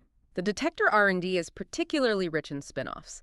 The push for ultra-fast timing detectors, like LGADs, high-granularity sensors, radiation-hard electronics, and sophisticated reconstruction software, including AML, has applications in many fields. Medical imaging, like PET scanners needing precise timing, industrial inspection, national security, scanning cargo, materials science using synchrotrons or XSLs, even space science detectors. The source documents often include a matrix showing how specific R&D areas map onto potential applications in other scientific domains and society. So the argument is that investing in this fundamental science, drives innovation across the board. That's a key part of the justification. Pushing the technological frontiers for particle physics often leads to breakthroughs that find applications far beyond the original goal. It's a long-term investment in technological capability. Right. Okay, this has been an incredibly thorough exploration. We've looked at the compelling, wide-ranging physics program. We've delved into how the immense challenges in the accelerator, the detector, the core R&D needed, and we've covered the who and when, the global collaboration, and the multi-decade timeline, plus sustainability and synergies. So let's try to distill it. What's the big picture takeaway here? I think the core message is that the Muon Collider concept represents a genuinely unique, potentially transformative opportunity for the future of particle physics. It offers this path, albeit a very challenging one, to combine the energy frontier and the precision frontier in a single machine in a way that no other current concept quite does.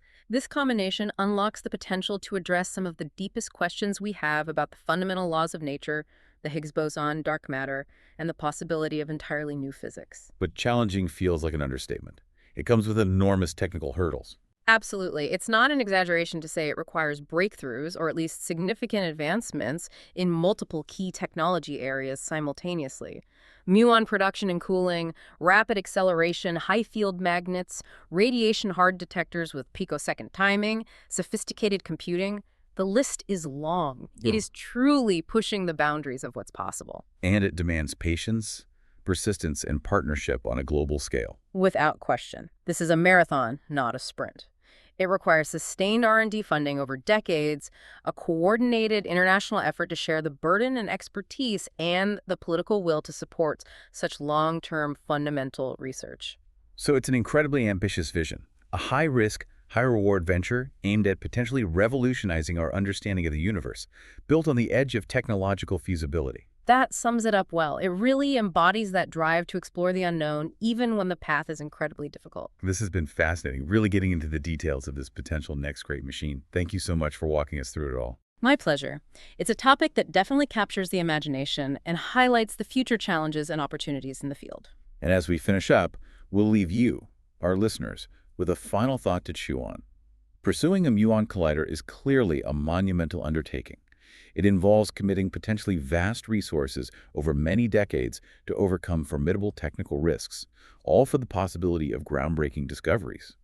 Given this reality, is taking this bold, perhaps precarious leap the necessary next step for particle physics to push into truly new territory? Or, considering the risks and costs, should the community perhaps prioritize alternative, maybe less technically daunting, pathways to explore the energy or precision frontiers? What level of risk, technological, financial, temporal, is ultimately acceptable when the prize is potentially redefining our fundamental understanding of existence? Those are precisely the kinds of questions the global particle physics community is grappling with right now as it charts its course for the coming decades. There are no easy answers. People are calling this the next particle physics frontier, and we've got some really fascinating recent reports and studies here from the International Muon Collider collaboration to sort of guide us. Okay, let's unpack this. That's right. And the muon collider concept, it's incredibly significant. It aims for this unique combination. Right. You get the high energy collisions like the LHC, Right. but with the kind of precision you normally only expect from electron-positron colliders. So based on these IMCC documents, the vision is really to use muons to probe fundamental physics with, frankly, unparalleled potential for discovery. Okay, so our mission for this deep dive seems pretty clear then. We're going to figure out why muons, these notoriously tricky particles, why they're the chosen path forward. Yeah. We'll dive deep into the absolutely staggering technical hurdles involved in even dreaming of building one of these things. Staggering is the word. And understand the global human effort needed to push this frontier, all drawn directly from this material you've shared. So think of it as getting the essential insights into what might just be the bleeding edge of 21st century science and engineering. All right, let's jump right into the heart of it. Why muons? I mean, my first thought, and probably yours listening, is, aren't muons unstable?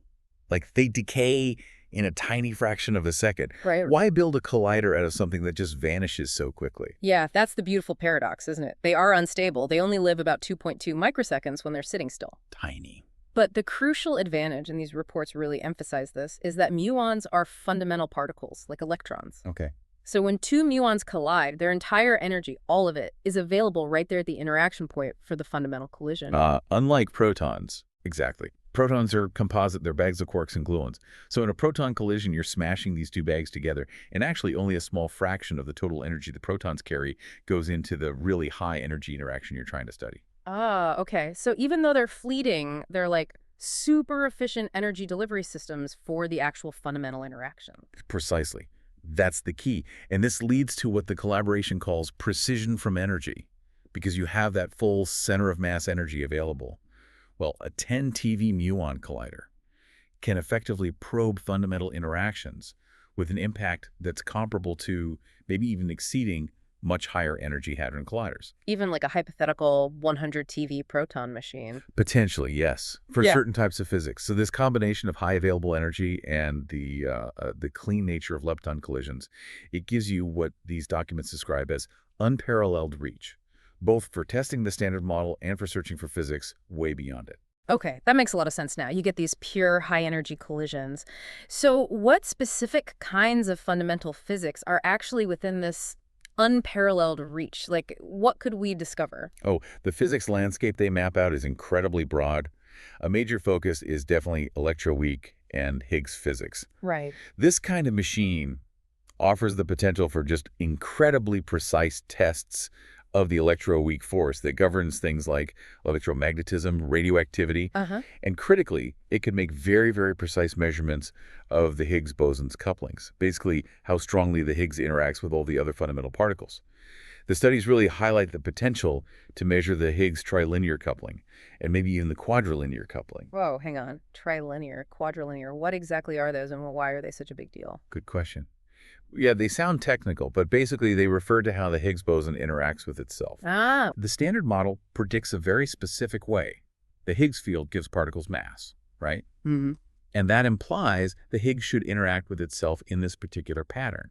And that's captured by these self-couplings. Measuring them precisely is absolutely crucial, because if they deviate even slightly from the standard model predictions, well, that's a clear, unambiguous sign of new physics. I see. They're very sensitive probes of whether the Higgs is truly fundamental or maybe composite, made of something else.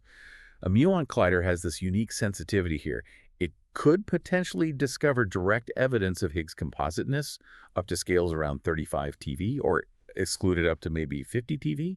It really complements other collider programs like the HL-LHC. So it's like looking directly into the very nature of the Higgs field itself. Yeah. Okay. What about searching for totally new particles, the stuff we just lump together as beyond the standard model, or BSM? Yeah, this is where that full energy delivery really, really shines. A muon collider could copiously produce new heavy states directly, just pop them into existence, as long as their mass is within the collision energy reach. Right. But it also lets us look for the effects of physics at even higher energy scales, indirectly, through incredibly precise measurements. We use something called the effective field theory, or EFT, framework for that. Okay. And these reports give some really specific, compelling examples, like searching for a heavy Z-prime Z-gauge boson that's a hypothetical carrier of a new force. Uh-huh. The potential mass reach for discovery could be up to around 100 TeV if its interaction strength is similar to known forces. And you could push exclusion limits much higher, maybe up to 500 TeV. Wow. And then there's dark matter. It could probe candidates like Higgs portal scalars through a process called vector boson fusion, or VBF, and also electroweak charged WIMPs, weakly interacting massive particles, things like Higksinos and winos, which pop up in theories like supersymmetry. Right. WIMPs are still a big focus for dark matter. Exactly. You could look for them either through direct production or through searches for a signature we call mono-X. That's basically where you see one visible particle recoiling against nothing, just invisible missing energy, which could be the dark matter particle escaping detection. Okay, so directly making WIMPs or seeing their shadow, essentially. Got it. What about the different flavors of particles? You know, the muon, electron, a tau, the different quarks. How does it help there? Yeah, that's covered under flavor physics. Yeah. Muon colliders offer a pretty unique way to do direct tests of fermion interactions. You're actually colliding the fundamental particles themselves rather than just studying how they decay, which is, how a lot of flavor physics is traditionally done. Right. The reach here can be really powerful. And one standout opportunity the documents detail is directly probing lepton flavor violation. Okay, what's that? That's where one type of lepton, like a muon, might turn into another type, like an electron. That's strictly forbidden in the standard model as we know it. So finding that would be huge. Absolutely huge. You could directly search for hypothetical particles called sleptons, SUSY, partners of leptons, that might mediate such a process. You'd look for a signature, like a muon and an electron just appearing from the collision point. Cool. And it also gives a unique handle on quark flavor violation, specifically in the top charm sector. You'd look at muon pairs turning into anti-charm quark pairs. That's very complementary to studies of, say, bottom strange transitions people look at elsewhere. Okay, so it fills in more pieces of that flavor puzzle too. Yeah. And neutrinos, they always seem like the ghosts in the machines, so hard to study. Well, this is another area where the Muon Collider offers something truly unprecedented, actually highlighted in these reports. Oh, how so? Because muons decay, right? And one of their main decay products is a neutrino. So the muon beam circulating in the collider ring itself becomes this incredibly powerful and crucially precisely known source of high-energy neutrinos. Ah, the decay beam itself. Exactly. These neutrinos are produced with a well-defined energy spectrum, peaking high around 1 TeV for a 3 TeV collider, maybe 4 TeV for a 10 TeV machine. If you place a detector strategically downstream from the ring, you could potentially see literally thousands of millions, billions of high-energy neutrino interactions in just a moderately sized detector. Billions. That's staggering compared to current experiments. It's an event rate vastly exceeding anything past or currently planned in this energy range. It opens up possibilities for super precise measurements of how neutrinos interact, their cross-sections, and also searches for dark sector particles that might interact only weakly, perhaps through neutrinos. So the problem of muon decay actually becomes a unique physics tool for neutrino studies. That's fascinating. It really is a case of turning a challenge into an opportunity. And speaking of muons specifically, what about that lingering mystery, the muon G2 anomaly, that little wobble difference between theory and experiment? Absolutely, yeah. The sources specifically address this. A muon collider is really a prime machine to probe the physics that might be behind that muon anomalous magnetic moment, delta mu. How would it do that? Well, you could do it indirectly through those high-energy precision EFT tests we talked about. See if the effects of some heavy new physics fit the pattern needed to explain the G2 anomaly. Okay. Or you could potentially directly search for the new particles that might be causing it, especially particles that couple strongly to muons. The collaboration notes that it's actually quite plausible, even expected in some theoretical scenarios, that new physics might couple more strongly to muons than to electrons, especially if it's related to the Higgs mechanism or flavor physics. A muon collider is just uniquely positioned to test this possibility. So, summing up the physics potential here, it's really not just about hunting one specific thing, is it? It's a whole research program. It covers everything from the Higgs' innermost secrets to brand new particles, weird flavor transitions, super high-energy neutrinos, and maybe even cracking existing puzzles like G2. That's an incredibly broad scope. It really is. The physics case is extremely compelling and covers so many different frontiers simultaneously. However... Okay, yeah. I was waiting for the however. All that incredible potential sounds amazing, but actually building a machine that collides unstable particles at these kinds of energies must be, let's just say, non-trivial. Non-trivial is perhaps the understatement of the century. Achieving these physics goals requires overcoming what the reports repeatedly and accurately describe as many formidable technical challenges. Right. It's not just one or two big problems. It's this complex sequence of unprecedented engineering hurdles. Each one is pushing the absolute boundaries of what we've ever done before in accelerator science. Okay, let's walk through that chain of challenges then. Where does it even begin? It starts right at the beginning, producing the muons themselves. This needs a very, very high power proton beam. We're talking something like 1 to 4 megawatts. Wow. And compressed into incredibly short, intense pulses, think maybe 1 to 3 nanoseconds long. This beam then slams into a target, usually made of something like graphite, maybe liquid lead. Okay. And the immediate challenges are, well, twofold. First, just reliably generating such a specific, intense proton beam. Second, dealing with the immense heat load and the radiation damage on the target itself from that incredibly powerful beam hitting it constantly. The required beam parameters are really demanding and frankly need to be demonstrated robustly. Okay, so smash protons into a target, get muons out.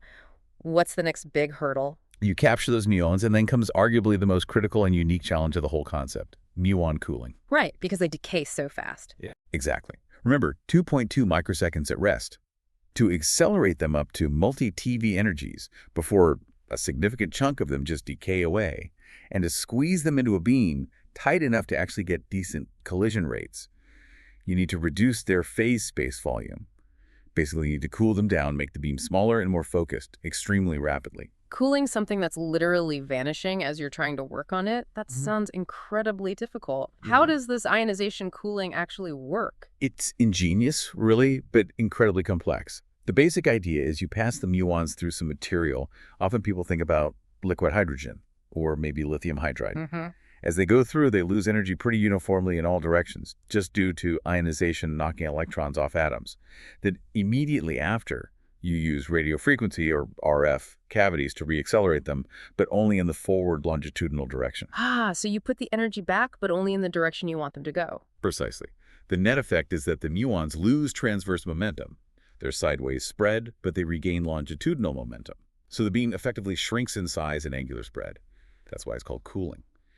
The current concept involves a rectilinear cooling channel, basically a long straight line packed with alternating focusing magnets and RF cavities. Okay, sounds clever, but what are the specific technical roadblocks within that process? Oh, they're numerous.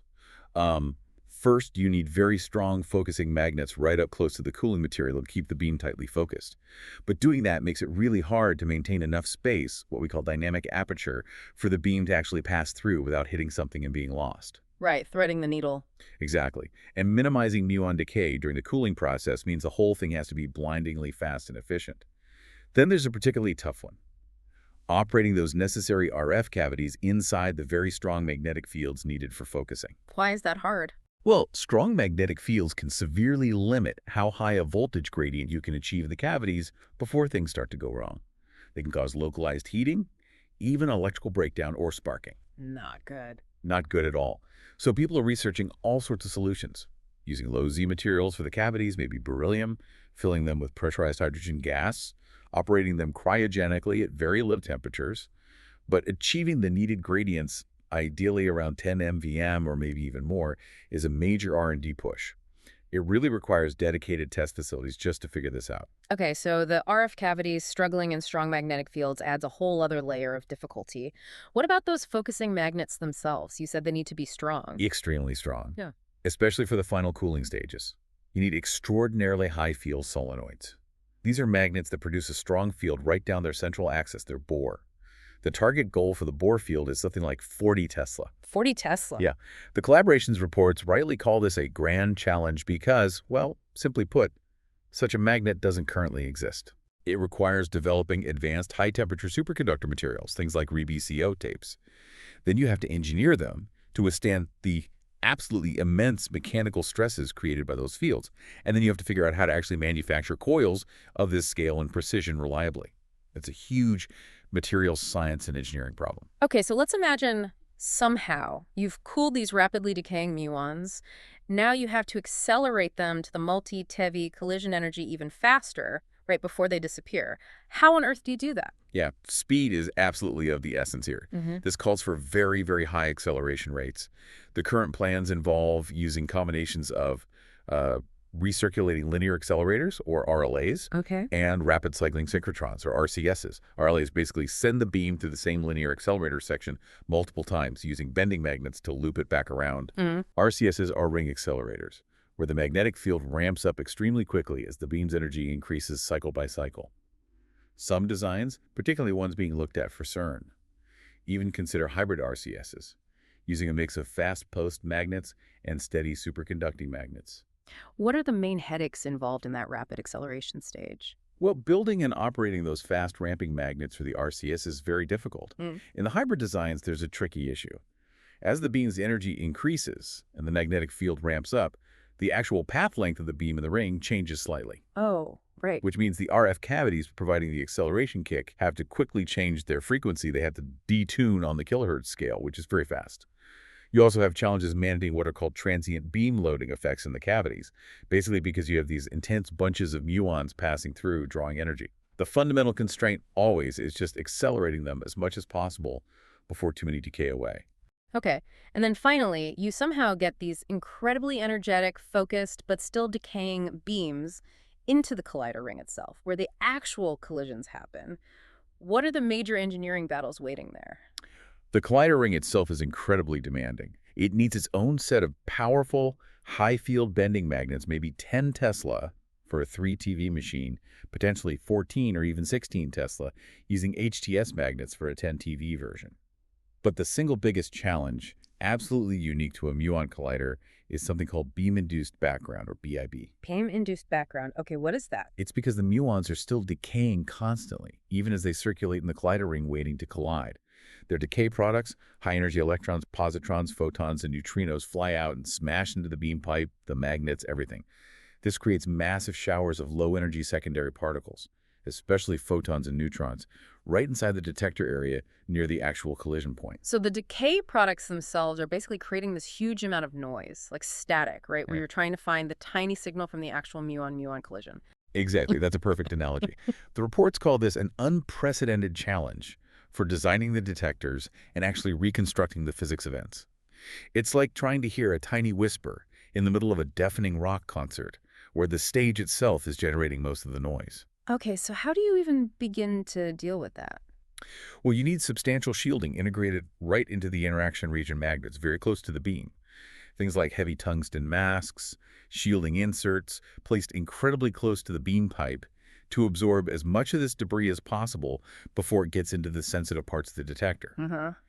And the detectors themselves have to be extraordinary. They need extremely high time resolution. We're talking ideally 30 to 100 picoseconds to try and separate background hits from collision hits based on timing.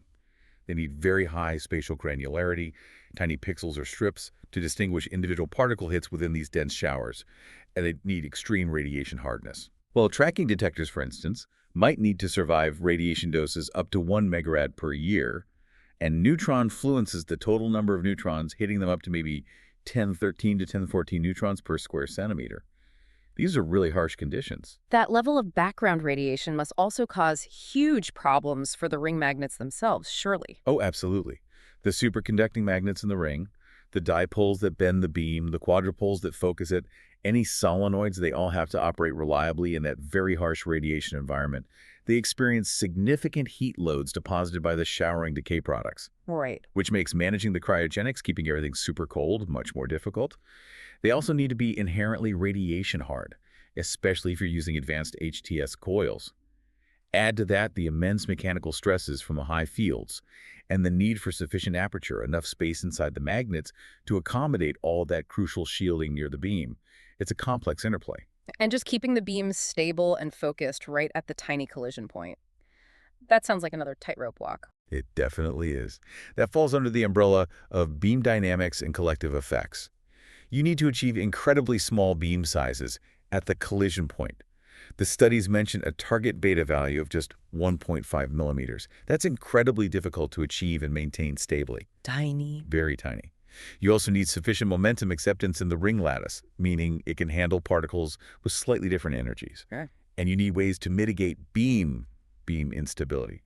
That's where the electromagnetic forces between the two colliding bunches disrupt each other as they pass through. Yeah. Techniques like using transverse dampers are essential. And just monitoring everything, knowing where the beam is and what it's doing. Yeah, instrumentation is crucial across the entire complex, from the proton source through the cooling channels during acceleration and right into the collider ring. The reports actually note this area still requires significant detailed study. You need all sorts of diagnostics for beam intensity, position, size. Things like secondary emission monitors are mentioned, and also for longitudinal properties like bunch length. And crucially, all these instruments have to survive the harsh environment and still provide accurate measurements. And finally, just the sheer scale and all this radiation must bring massive safety considerations into play. Yes, absolutely. Radiation shielding and safety are huge aspects. You need to protect both the sensitive equipment and, of course, personnel from the prompt radiation coming directly from the decays and collisions, and also from the residual radiation from components or even gases that become activated over time. Oh. And a unique aspect here is that neutrino flux produced from all the muon decays in the ring. While neutrinos interact very rarely at these energies and intensities, you actually have to think about where that beam of neutrinos is going. You have to aim the neutrinos. Essentially, yes. The Right. courts discuss optimizing the collider ring's position and orientation on a potential site to point the main neutrino flux towards, say, large uninhabited areas or specific geological features like a lab-owned rock face, just to minimize any potential impact off-site. There's also the challenge of managing activated air or gases within the tunnel, and the need for extensive shielding and probably remote handling systems for maintenance in the high radiation zones. Wow, okay. Listening to all of that, the target heat, the cooling speed against decay, the RF in magnetic fields, the 40 Tesla magnets that literally don't exist yet, the unprecedented background noise in the detector, the radiation hitting the magnets. It really does sound less like building just another particle accelerator and much more like attempting something right at the absolute frontier of both physics and engineering simultaneously. It's like a whole chain reaction of brand new, really hard problems. It truly is. You've captured it well. Each stage presents challenges that require significant R&D breakthroughs, often pushing beyond current technology. And they're all interconnected, right? Success, or lack thereof, at one stage directly impacts the feasibility of the next. So, given that immense scale and complexity, this clearly can't be the work of just one lab or one country. Here's where it gets really interesting for me. What's the human story behind this? Who is actually involved in trying to tackle this monumental effort? Yeah, you're absolutely right. This is, by necessity, a global undertaking. The core organizational effort is coordinated by the International Muon Collider Collaboration, or IMCC. And while, we can't list every single person or institution involved, Of course. the author lists and contributor lists in these reports are extensive. They represent researchers, engineers, technicians from dozens and dozens of institutions spanning many, many countries across the globe. It is genuinely an international and highly collaborative endeavor from the ground up.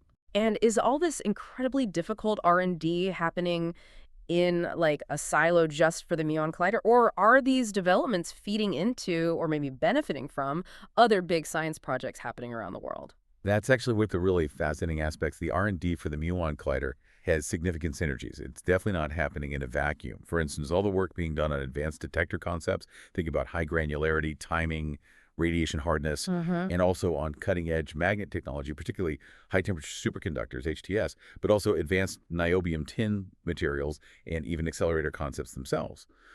All of this benefits from and also contributes back to R&D for other major current and future projects. Think about the high luminosity LHC upgrade, or conceptual future circular colliders like SCCH, or potential future lepton colliders like CLIC or the ILC. So there's a lot of cross-pollination of ideas and technology happening between these massive projects. Exactly. It's a shared challenge, pushing technology forward on multiple fronts. There are also really strong synergies with R&D for high-power proton sources. Ah, right. Back to the beginning of the chain. Exactly. These aren't just needed for muon colliders. They're also crucial for things like neutron spallation sources, which are used in material science, and for generating intense neutrino beams for experiments like DNL-BNF in the US or the PIP-2 Accelerator upgrade project at Fermilab. They all share common challenges in developing and operating these very high-power beamlines and targets safely and reliably. And thinking even broader beyond fundamental physics, are there potential sort of spillover impacts on society from pushing the boundaries with this kind of cutting-edge R&D? Yes, definitely. And the documents actually highlight some specific examples of how this fundamental research can lead to broader benefits. For instance, the development of those extreme high-temperature superconductor magnets we talked about. Yeah, the 40 Tesla ones. Right. That technology has direct relevance for things like fusion energy plants, which also need incredibly powerful magnetic fields to contain the plasma. Ah, interesting. They also have potential applications in advanced clinical MRI machines, maybe in enabling smaller, more powerful systems, or perhaps even more affordable ones down the line, which could make advanced medical imaging more accessible globally. And the work on high-power beams, precision timing, radiation-hard electronics, cooling techniques, these can also find applications in other scientific fields or even industrial processes. It's a really clear illustration of how pushing the boundaries in fundamental science often ends up yielding unexpected practical benefits for society. That synergy aspect is a really compelling part of the whole story, I think. It's not just about building one specific machine. It's about advancing a whole portfolio of technologies across multiple important fields. Precisely. It really is a testament to the interconnected nature of scientific and technological progress. You push hard in one area, and the benefits ripple outwards. All right, let's get to the million-dollar questions then, or maybe trillion-dollar questions. When could this actually happen realistically, and where might something like this actually be built? Yeah, those are the big ones. The timeline, as the collaboration makes very clear in these documents, is fundamentally technically limited, Meaning? meaning it's driven entirely by the pace and, crucially, the success of that massive R&D program we've been discussing. There's no fixed date penciled in yet. However, the reports do outline the possibility of a sort of fast-track implementation for a first stage, potentially around the middle of this century, say 2050-ish. Okay. But, and it's a big but, that's if the significant resources required are actually made available, and if the necessary R&D breakthroughs occur rapidly enough across all those challenging areas. It's really viewed as a potential next major global facility after the current generation of large projects, like the HL-LHC wrap up. Okay, so we're definitely talking a multi-decade vision here, and it's all contingent on actually solving those massive technical hurdles first. Exactly. It's a long game. And the concept explicitly includes the possibility of staging the project. How would that work? Well, it could be energy staging. Maybe you build a lower energy machine for, say, 3 TeV, center of mass energy, get it working, do the physics there, and then plan for an upgrade to the full 10 TeV or more later on. For specific sites like CERN, they discuss energies like 3.2 TeV and 7.6 TeV, partly because those might fit better with leveraging existing infrastructure, like tunnels. Okay. There's also the concept of luminosity staging. That means maybe you build the full energy machine from the start, but you begin operating it with lower collision rates, lower luminosity, and then gradually ramp it up as you learn how to operate the machine better and push the performance. Makes sense. Are specific locations being seriously looked at or studied right now? Yes. So the IMCC is primarily working on developing a site-independent design, basically, a baseline blueprint that could theoretically be built anywhere that has the right geological conditions and infrastructure support. Right, a generic plan. But in parallel, they are also actively pursuing specific site implementation studies. The main focus for these studies currently seems to be at CERN in Europe and at Fermilab, FNL, in the US. Okay, the big labs. Exactly. These studies look at the real practicalities of fitting such a massive and complex machine onto an existing laboratory site. For example, could you reuse existing tunnels like maybe the SPS or even the LHC tunnels at CERN? That, as we mentioned, would influence the possible energy choices. And the specific site choice also plays a big role in how you manage that neutrino flux we talked about. Right, aiming the neutrinos. Yeah, being able to orient the ring so that beam of neutrinos points towards, say, a large body of rock owned by the lab, or maybe out under a lake or towards an uninhabited mountain range, is a significant siting consideration. So putting it all together, it's a long-term, incredibly ambitious, globally collaborative project. A potential first stage might be feasible around the middle of the century, but only if the R&D is successful and funded. And specific sites, like CERN and Fermilab, are being actively evaluated based on their potential to actually host this incredibly complex machine. It really is a truly forward-looking vision for the future of fundamental science. Okay, so pulling all of this together then, what does this deep dive into the Muon Collider really mean for us, for understanding where particle physics is going? Well, I think it means that despite the incredible success of the Standard Model, the scientific community is really pushing hard towards the next major frontier. The Muon Collider concept, as it's laid out in these IMCC documents we've looked at, offers a genuinely unprecedented opportunity. It's a chance to explore fundamental physics with both extreme energy and remarkable precision, tackling these huge questions about the Higgs, about potential new particles, about flavor physics, high-energy neutrinos, just across a really wide range of frontiers. Right. But that immense scientific potential comes, as we've spent a lot of time discussing, hand in hand with engineering and technological challenges that are equally unprecedented. I mean, particularly figuring out how to cool muons fast enough, how to build magnets that can handle those extreme fields and intense radiation, how to manage that enormous beam-induced background noise right in the detector, and ensuring the overall radiation safety of such facility. Precisely. That's the duality of it. The reality is that the timeline and even the final parameters of any potential future Muon Collider facility depend entirely on the success of a very, very demanding international R&D program that's happening right now as we speak. Progress on developing all the necessary technology, from novel targets and high-field RF cavities to advanced radiation-hard detectors to sophisticated beam dynamics, simulations, and techniques, that's the absolute critical path forward. It's a truly collaborative global effort, as we said, that draws on and also pushes innovation across many different fields of science and technology. So understanding this project, I think, gives you, the listener, a real window into not only the future direction of particle physics, but also into the absolute leading edge of scientific and engineering innovation happening globally. So what does this all mean? Where does that leave us? Well, thinking about this massive undertaking, and those truly staggering technical hurdles it aims to overcome, Yeah. maybe consider this. What does the very ambition to build something as incredibly difficult as a muon collider tell us about the fundamental nature of scientific curiosity and about that collaborative human drive we seem to have to understand the most basic building blocks of our universe, no matter how hard it is? That's a deep thought. And maybe also consider this kind of surprising paradox. Isn't it interesting that colliding unstable particles, something that seems inherently counterintuitive and difficult, might actually turn out to be the most effective and perhaps even in some sense the most resource-efficient way to reach these extreme energies? We need to really explore the fundamental nature of reality, the fascinating possibility to ponder.